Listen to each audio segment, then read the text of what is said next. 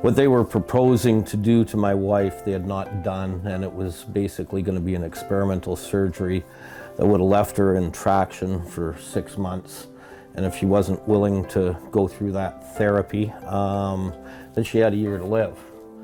My friend Kelly, my bro, I've watched him be a real caregiver. Somebody that I wish, that I know that I had in my corner.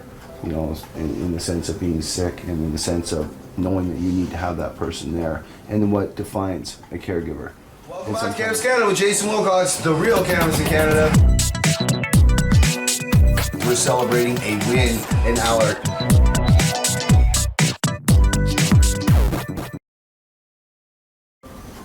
Welcome back to this very special edition of Cannabis in Canada with Jason Wilcox. I'm now sitting here with Becky Kolodiazny, Kelly's wife. Kelly's wife, Kolodiazny. See, I can never say it right. 4 years. That's why. Glad you asked me. Go ahead. Yes. Now, I've been wanting to do this patient profile for a long time. We've done a few patient profiles in Cannabis Canada. Nothing quite to this level. Having been 22 years HIV positive and hepatitis C positive, I've worked on the front line of patient advocacy and patient care. My friend Kelly, my bro, I've watched him be a real caregiver.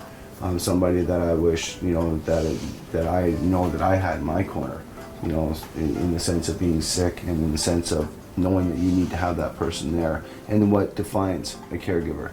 And sometimes what that means in a household and what kind of stress that can put not only on the patient that's going through it, but those around them trying to help them.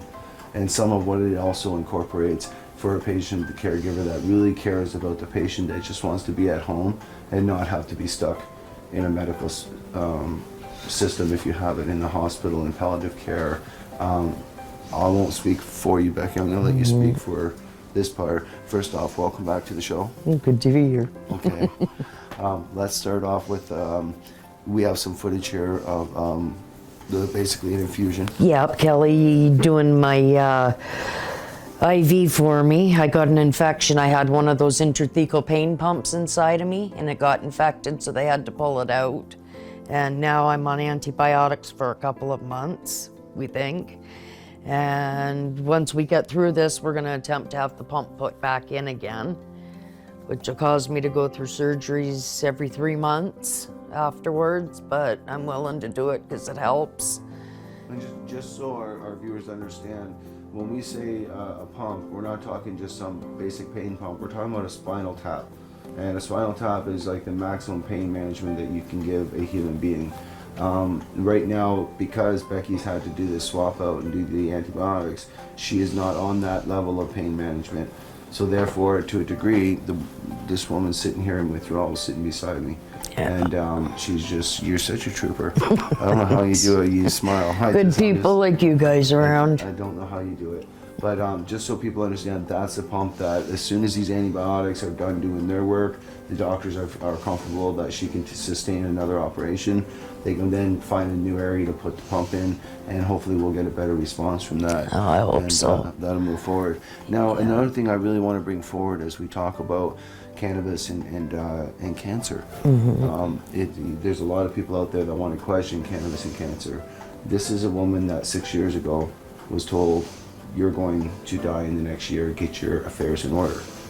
Yeah. That is what they told her. Her husband, Kelly, basically said, I won't repeat what he said, but what he said to the doctors was, I'm going to take my wife home and I'm going to take care of her with cannabis. Now, of course, the medical establishment laughed at that point. Now, they want to study and know what he's doing and know how he's doing it. And now they're all documenting its use. Right. Yes, right. Which is a very good thing. It is a good thing. Very I'm good hoping thing. They do a peer-reviewed journal. Moreover, I'm hoping that they come and they start to talk to a man, and I'm going to have him on the mic after, like Kelly, that can show exactly what a patient caregiver is, and not just being able to apply pharmaceutical hospital stuff. That is huge. That's a big part of caregiving.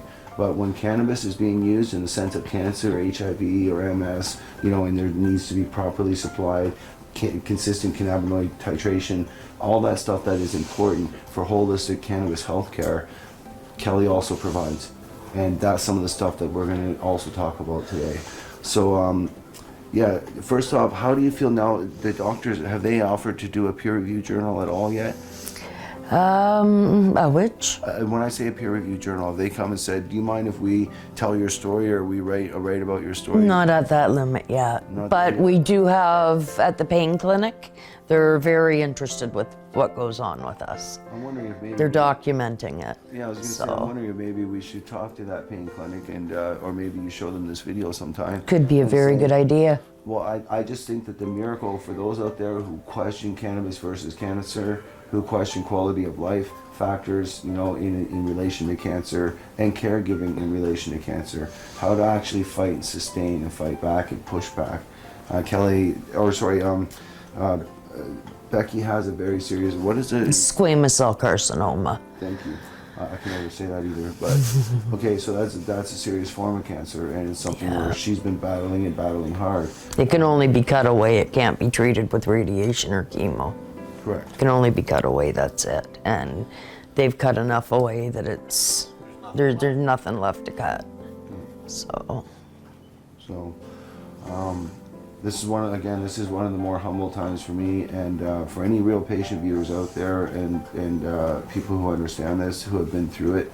Honestly, they would understand, the patient caregivers, the patient providers, they would understand exactly what I'm talking about here, because it is palliative care at home. And it's not something that we joke about, it's not something that we take lightly, it's something that we take dead serious. You know, it is very, very serious. Because if you were in palliative care in the hospital, would you go in there and start ranting, raving, and joking around?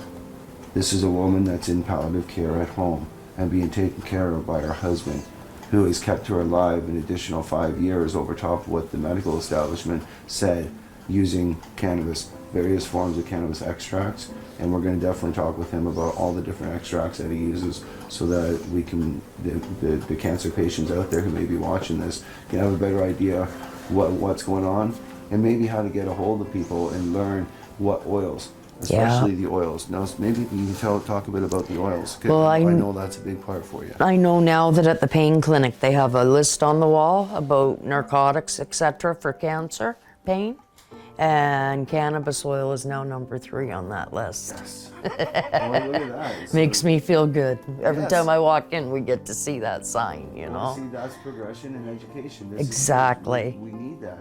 I mean, that is a very important thing. And that was based on my diagnosis and them seeing the difference in me.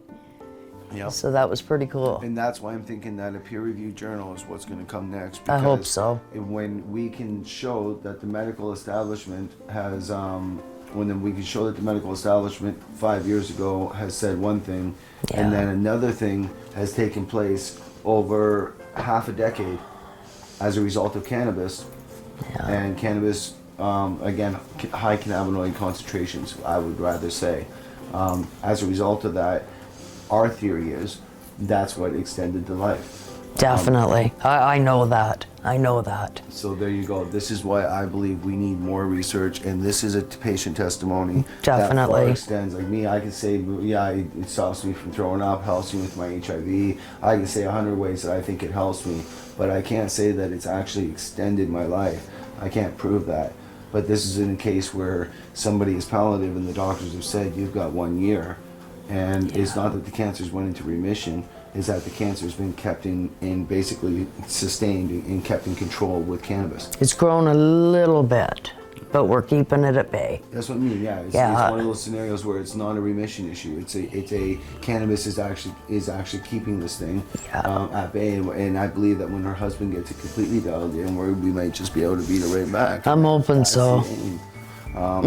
So now what comes, now the pump comes to how long do you figure before the IV is going to be done, and then the pump, get the opportunity to be back to at least a quality of life? I'm hoping within a month we're done with this. I'm praying that we're done with this. So I find out Wednesday for sure. But I think they want me on it for another month, because they had mentioned a couple months in the beginning. They want to make sure I'm completely cleared out before they'll even attempt to put the pump in. Yeah, and that makes sense. Yeah. That makes sense because an infection, that's Oh, and those pumps are so expensive. yeah. Yeah. And we also don't want to go wrong. I mean, geez, you've gone under so many operations. You don't need to go. This will be 17. 17 operations. Well, no, 17. It'll be 23. 23. Wow. 23 surgeries. 23 surgeries. See, and again, Yeah, this is what I wow. talk about when people may think that, you know. The other ones were to remove the cancer. Yeah. And you've had whatever, half a dozen on just the pump alone. Yeah. And this is what I mean to our viewers. The tone of my voice says a lot, and the nature of what we're bringing to this show is to really demonstrate what patient caregiving is about, patient providers, and what it's like to really live in a patient-driven home when there's somebody that's either terminally ill or living with a severe disability. People that understand. People that understand. People like you. My husband, you know. You have a great husband, and we're going to talk to him next here. And well, Becky, my dear, I want to thank you for coming on. Thanks, That's all. Jason. Hug. Nah, Okay. you're a big inspiration. Okay, you are too, dear. So here on Cannabis in Canada, we're going to continue to do patient profiles. We're going to continue to talk to people that are actually living and fighting with cannabis. And Becky's one of these people. I'd like to get her husband on now, show you some of the medications that we're using there, and let him explain about his side of the story. Because of course, the caregiver gets to give the passion side. He's the one doing the fighting and the warring on behalf of Becky. And, Yeah. and many of her friends are as well. So I look forward to that, and we'll see you in the next part. Sure. Peace. That was all.